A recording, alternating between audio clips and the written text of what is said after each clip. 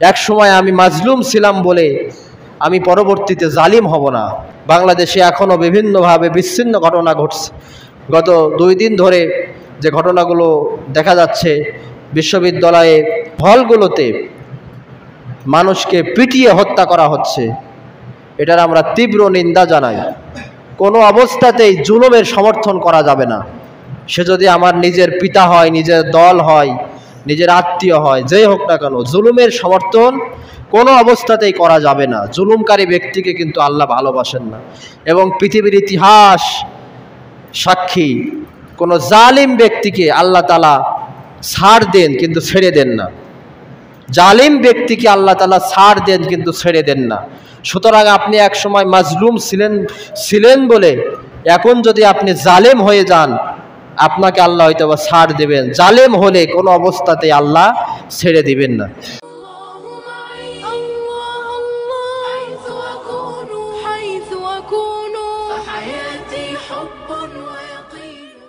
আজকের জুমার আলোচ্য বিষয় হচ্ছে ফেরেশতাদের দোয়া এবং রহমত।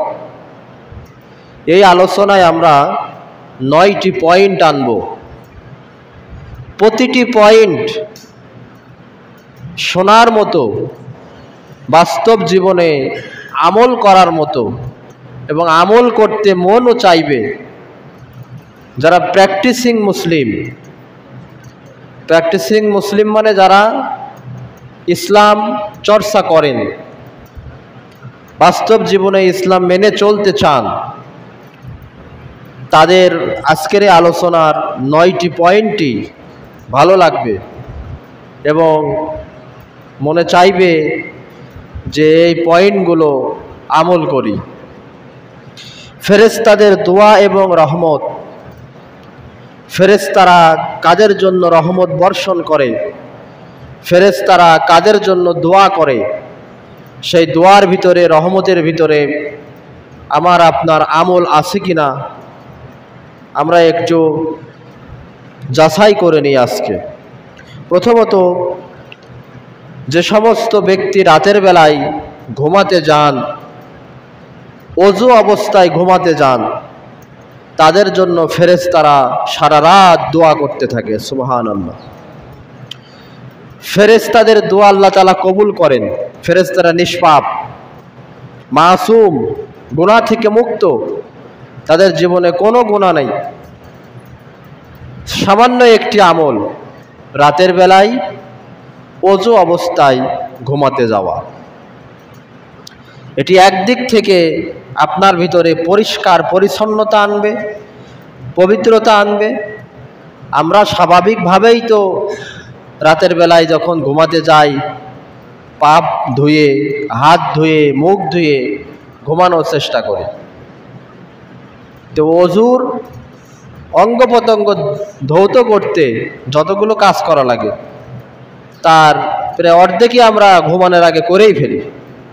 তো সুতরাং যদি একটু কষ্ট করে হলেও ঘুমাতে যাওয়ার পূর্বে ওযু অবস্থায় ঘুমাতে যেতে পারি, যারা ওযু অবস্থায় রাত যাপন করে, ফেরেশতারা তাদের জন্য সারা রাত দোয়া করতে থাকে। সুবহানাল্লাহ।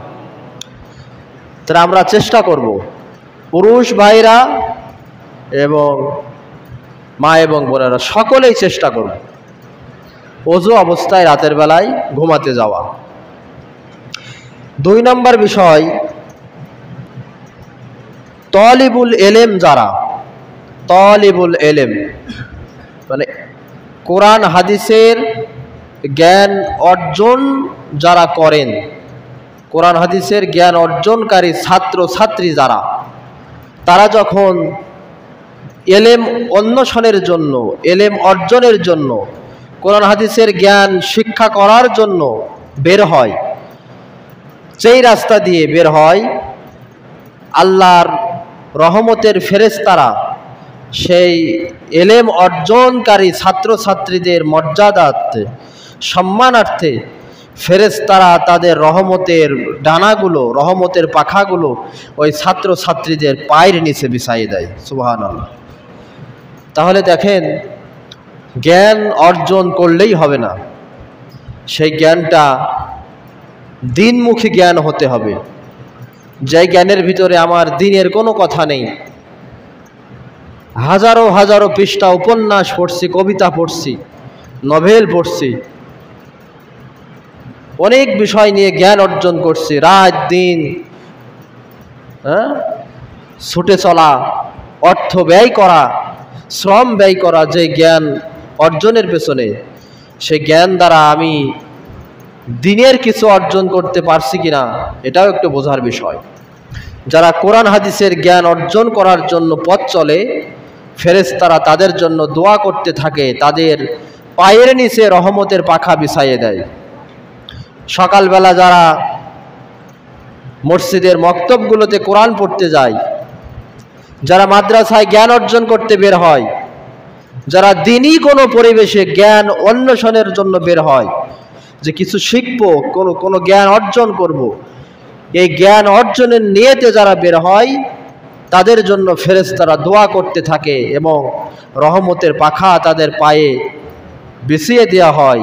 এখানেই শেষ নয়, আল্লাহর হাবিব বলছেন, কোরআন হাদিসের জ্ঞান অর্জনকারী ছাত্রছাত্রীদের জন্য গর্তের পিঁপড়া, পুকুর, নদী, সমুদ্রের মাছ পর্যন্ত তাদের জন্য ক্ষমা প্রার্থনা করতে থাকে। সুবহানাল্লাহ।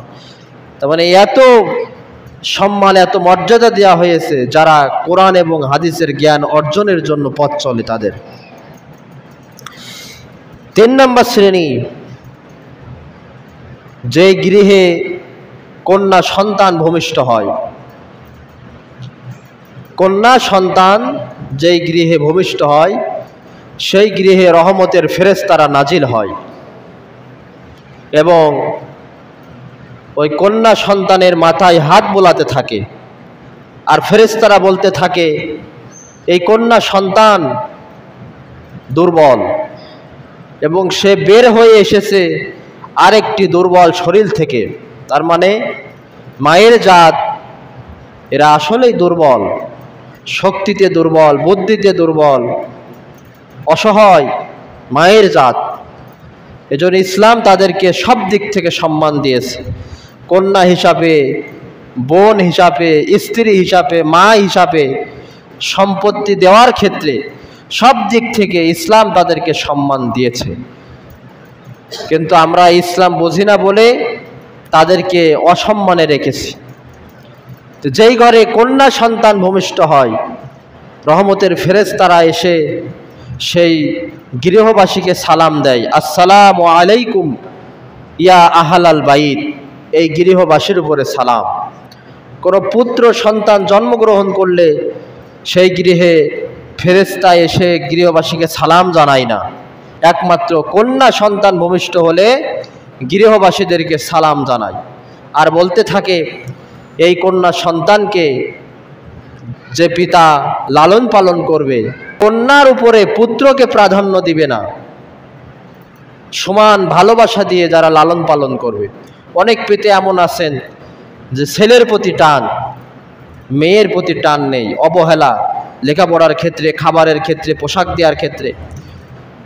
তো যারা কন্যার উপরে পুত্রকে প্রাধান্য দিবে না, বরং সমান ভালোবাসা দিয়ে লালন পালন করবে, দিন শিক্ষা দিতে পারবে এবং সৎ পাত্রস্থ করতে পারবে, ভালো জায়গায় সুন্দর দেখে শুনে বিয়ে দিতে পারবে, ফেরেশতারা বলছেন, এই কন্যা সন্তান লালন পালনকারী পিতা আর বিশ্বনবী সাল্লাল্লাহু আলাইহি সাল্লাম জান্নাতের ভিতরে 2 আঙুল দেখিয়ে নবীজি বলেছেন, এই 2 আঙুল যেমন পাশাপাশি কোনো ফাঁক নেই, ওই কন্যা সন্তান লালন পালনকারী পিতা আর আমি নবী জান্নাতের ভিতরে সেই রকম অবস্থান করব। সুবহানাল্লাহ। যেটা পুত্র সন্তানের ক্ষেত্রে নয়, বরং কন্যা সন্তানের ক্ষেত্রে। 4 নম্বর শ্রেণী, রাসূলের প্রতি দরুদ পাঠকারী ব্যক্তি। রাসূলের প্রতি দরুদ পাঠকারী। দরুদ এটা ফার্সি শব্দ, আরবিতে এটাকে বলা হয় সলাত। রাসূলের প্রতি সলাত পাঠকারী। দরুদ হাদিসের ভিতরে অনেকগুলো দরুদ বর্ণিত হয়েছে, এই যে আমরা বলি সাল্লাল্লাহু আলাইহি ওয়াসাল্লাম, এটু রাসূলের প্রতি সালাম, এটু এক রকমের দরুদ।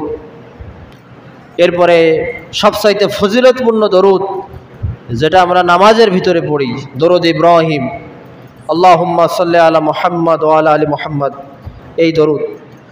এই দরুদ বেশি বেশি যারা পাঠ করে, রাসূলের প্রতি দরুদ পাঠকারী ব্যক্তির জন্য রহমতের ফেরেশতারা আল্লাহর কাছে দোয়া করতে থাকে। এজন্য এই সমস্ত সওয়াব নেওয়ার জন্য আপনার কোনো টাকা পয়সা ব্যয় করা লাগবে না। কিছু মৌখিক আমল জবান দিয়ে এই দরুদগুলো যদি বেশি বেশি পড়া যায়, অবসর সময়ে, নামাজের ভিতরে, নামাজের বাইরে এই দরুদগুলো যদি বেশি বেশি পড়া যায়, তাহলে আল্লাহর রহমত বর্ষিত হবে। আবার নবীজি আরও ফজিলত বর্ণনা করেছে, তার উপরে দরুদ পড়লে গুনাহ মুছে যায়, 10টি সওয়াব লেখা হয়, 10টি গুনাহ মুছে যায়, আল্লাহর কাছে মর্যাদা বৃদ্ধি পায়। এভাবে করে হাদিসের ভিতরে বর্ণনা করা হয়েছে। সুতরাং এই আমলটা আমরা বেশি বেশি করব। 5 নম্বর শ্রেণী, রোগী পরিদর্শনকারী ব্যক্তির জন্য ফেরেশতারা দোয়া করতে থাকে। অসুস্থ ব্যক্তিকে যদি দেখতে যাওয়া হয়, তাহলে ফেরেশতারা তাদের জন্য দোয়া বর্ষণ করে, রহমতের ফেরেশতারা। আবার এক মুসলিম আর এক মুসলিমের উপরে যতগুলো ন্যায়সঙ্গত হক আছে, অধিকার আছে, তার ভিতরে অন্যতম অধিকার হচ্ছে এক মুসলিম যখন অসুস্থ হবে, সে আমার প্রতিবেশী এবং মুসলিম, এই কারণে তাকে দেখতে যাওয়া, রোগী দেখতে যাওয়া অনেক সওয়াব। অন্য হাদিসের ভিতরে বলা হয়েছে, যতক্ষণ পর্যন্ত মানুষ অসুস্থ ব্যক্তিকে দেখতে যায়, রোগী দেখতে যায়, জান্নাতের ভিতরেই থাকে, জান্নাতের ফল ভক্ষণ করে।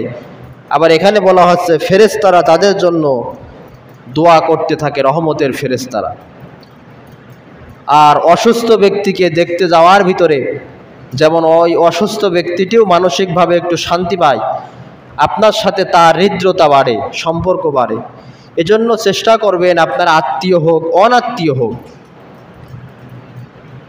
আপনার প্রতিবেশী অসুস্থ, আপনি জানতে পেরেছেন, অথবা একসাথে নামাজ পড়েন, মসজিদে জামাতের সাথে নামাজ পড়েন, নিয়মিত নামাজ পড়েন মসজিদে, তার সাথে দেখতে পাচ্ছেন যে কয়েক ওয়াক্ত সে নামাজে অনুপস্থিত, স্বাভাবিকভাবে আপনি কারণ জানতে চাইবেন যে বেচারাকে দেখছে না কেন, শুনতে পেলেন অসুস্থ, তাহলে আপনি তাকে দেখতে যাবেন, অফুরন্ত সওয়াব আমলনামায় উঠে যাবে।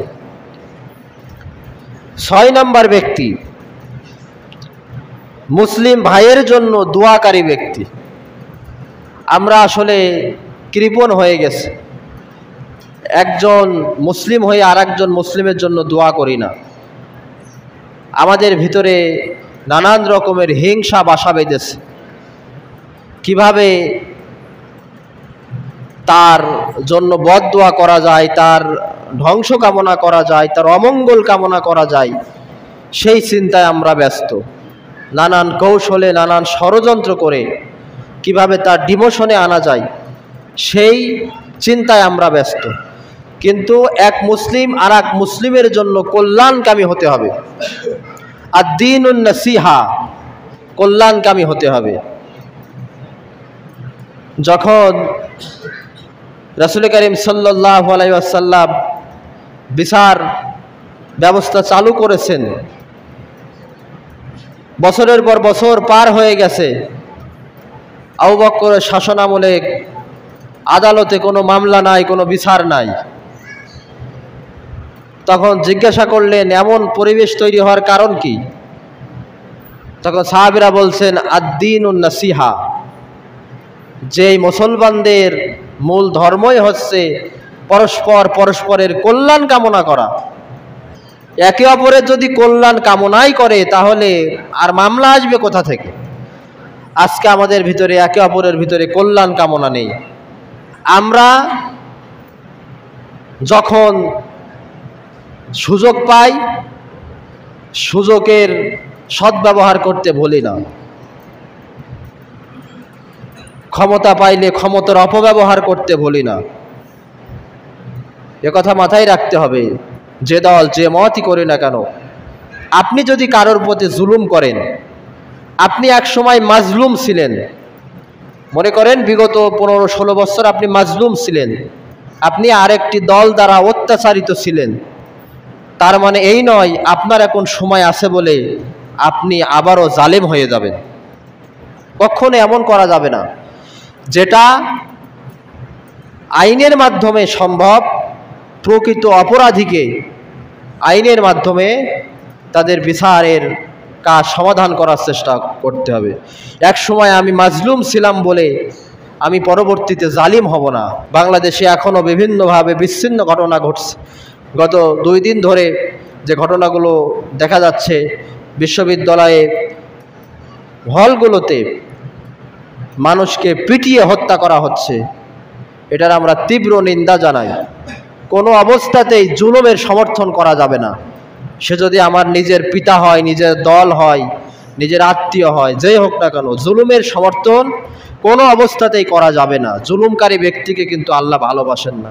এবং পৃথিবীর ইতিহাস সাক্ষী, কোনো জালিম ব্যক্তিকে আল্লাহ তাআলা ছাড় দেন কিন্তু ছেড়ে দেন না। জালিম ব্যক্তিকে আল্লাহ তাআলা ছাড় দেন কিন্তু ছেড়ে দেন না। সুতরাং আপনি এক সময় মাজলুম ছিলেন বলে এখন যদি আপনি জালেম হয়ে যান, আপনাকে আল্লাহ হয়তো বা ছাড় দেবেন। জালেম হলে কোনো অবস্থাতে আল্লাহ ছেড়ে দিবেন না। এই কথাটা আমাদের মাথায় রাখতে হবে। মুসলিম ভাইয়ের জন্য কল্যাণ কামনা করতে হবে, দোয়া করতে হবে সদা সর্বদা, তাহলে ফেরেশতারা আপনার জন্য দোয়া করবে। 7 নম্বর, যারা সালাতের জন্য মসজিদে অপেক্ষায় থাকে, নামাজের জন্য মসজিদে অপেক্ষারত ব্যক্তিদের জন্য রহমতের ফেরেশতারা আল্লাহর কাছে দোয়া করতে থাকে। সুবহানাল্লাহ। এই বিষয়টা কি, যে নামাজের জন্য অপেক্ষায় থাকা,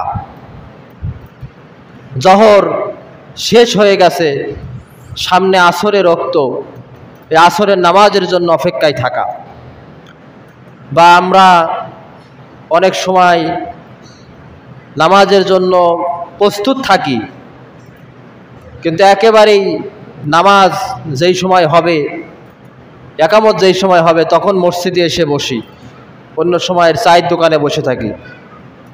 কিন্তু আপনি যদি আজান হয়ে গেল, নামাজ 10 মিনিট 15 মিনিট পরে যাই হোক না কেন, আপনি যদি এই নামাজের জন্য অপেক্ষায় থাকেন বা মসজিদেই বসে থাকেন, নামাজের জন্য অপেক্ষারত ব্যক্তি ওযু করে প্রস্তুত হয়ে আছেন যে নামাজ কোন সময় পড়ব, যতক্ষণিক অপেক্ষা করবেন ততক্ষণিক ফেরেশতারা আপনার জন্য দোয়া করতে থাকবে এবং ওই ব্যক্তি নামাজের ভিতরেই থাকবে।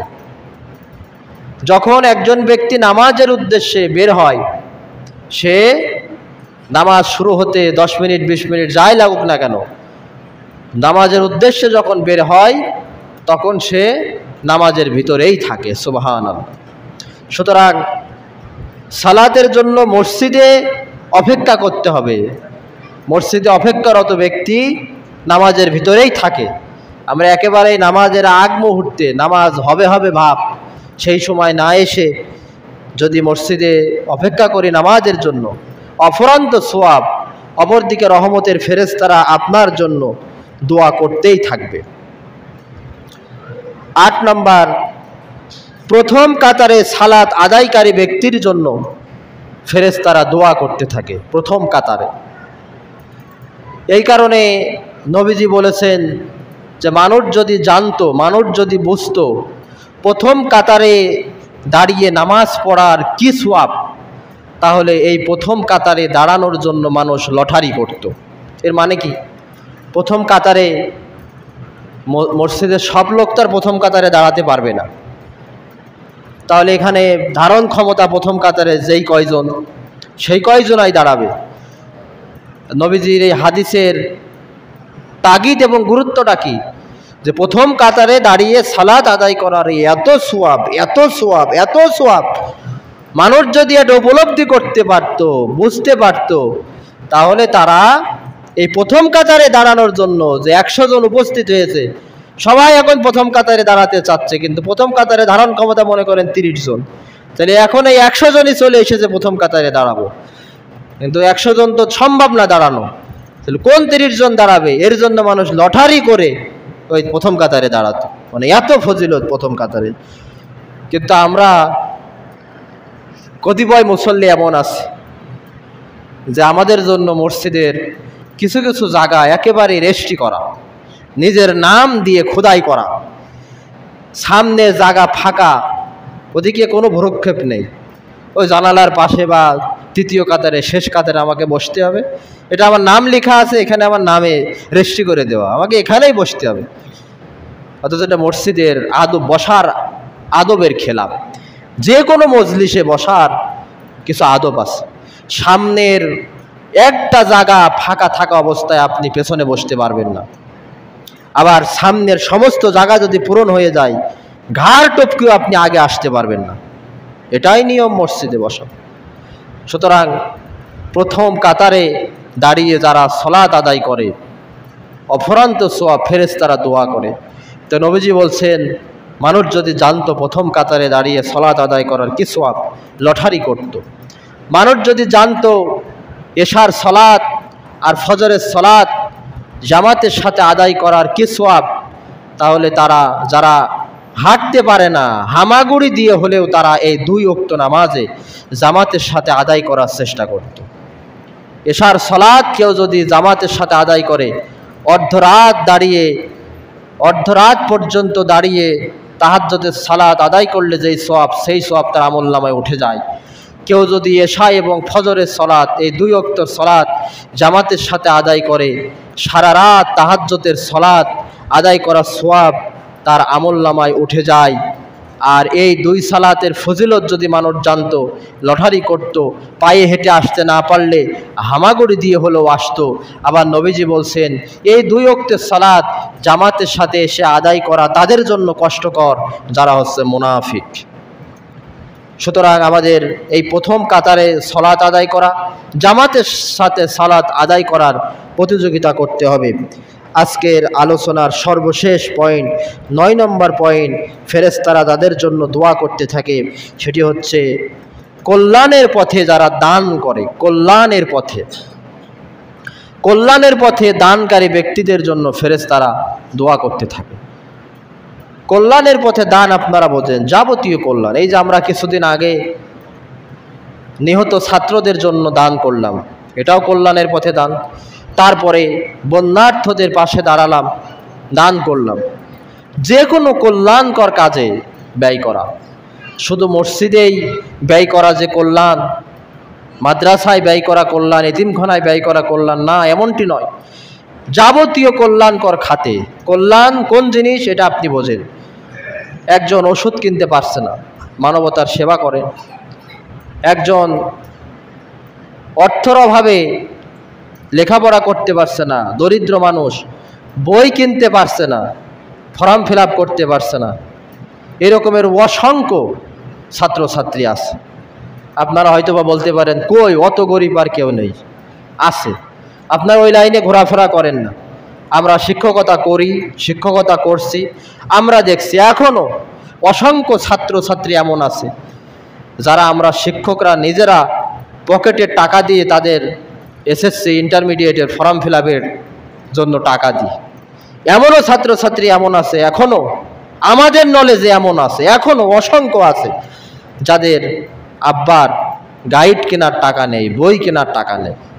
সুতরাং আপনারা যদি মনে করেন যে আমরা খুঁজে পাইনি, তাহলে আমার সাথে একটু যোগাযোগ করেন, আপনাকে সাথে নিয়ে সেই ভুক্তভোগীর কাছে নিয়ে যাব। দেখবেন এখনও অসংখ্য ছাত্রছাত্রী এইরকম আছে।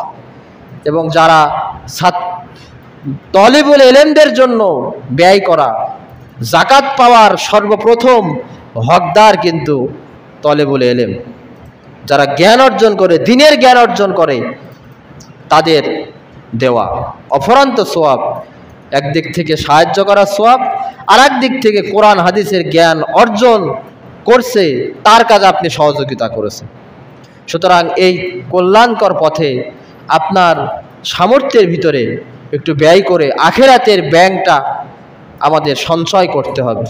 দুনিয়ার ব্যাংক আমাদের ভরপুর আছে, অধিকাংশ ব্যক্তিরই কিছু না কিছু সঞ্চয় আছে। বিমা হোক, ডিপিএস হোক, ব্যাংকের অ্যাকাউন্ট হোক, বাড়ির আলমারি হোক, তোষকের নিচে হোক, লেপের নিচে হোক, খেতার নিচে হোক, কিছু না কিছু সঞ্চয় আছে।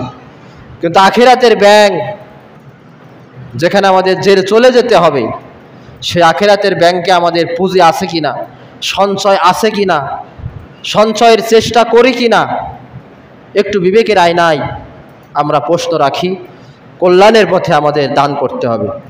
আমরা যে আজকে যে আলোচনা শুনলাম 9টি পয়েন্টই বাস্তব জীবনে আমল করার মতো পয়েন্ট। আমি আবারও প্রথম থেকে শেষ পর্যন্ত বলছি, ফেরেশতারা যাদের জন্য দোয়া করতে থাকে, যাদের জন্য রহমত বর্ষণ করতে থাকে, অজু অবস্থায় যারা ঘুমাতে যায় তাদের জন্য, কন্যা সন্তান যেই গৃহে জন্মগ্রহণ করে সেই গৃহে, যারা কোরআন হাদিসের জ্ঞান অর্জন করার জন্য পথ চলে তাদের জন্য, নামাজের জন্য মসজিদে অপেক্ষারত ব্যক্তিদের জন্য, প্রথম কাতারে সালাত আদায়কারী ব্যক্তিদের জন্য, রাসূলের প্রতি দরুদ যারা পাঠ করে তাদের জন্য, যারা রোগীকে দেখতে যায় তাদের জন্য, মুসলিম ভাইয়ের জন্য দোয়া করা, কল্যাণ কামনা করে তাদের জন্য, এবং যারা কল্যাণের পথে দান করে তাদের জন্য রহমতের ফেরেশতারা আল্লাহর কাছে দোয়া করতে থাকে, তাদের জন্য রহমত বর্ষিত হতেই থাকে। এরা রহমতে ঢাকা থাকে, বিপদ আপদ থেকে মুক্ত থাকে। আল্লাহ তাআলা আমাদের সকলকে এগুলো যাতে আমরা বাস্তব জীবনে আমল করতে পারি, আল্লাহ তাআলা আমাদের সকলকে সেই তৌফিক দিক। আমিন। ওমা তৌফিকি ইল্লা বিল্লাহ, আলাইহি তাওয়াক্কালতু ওয়া ইলাইহি উনীব। ওয়া আখিরু দাওয়ানা আনিল হামদুলিল্লাহি রাব্বিল আলামিন।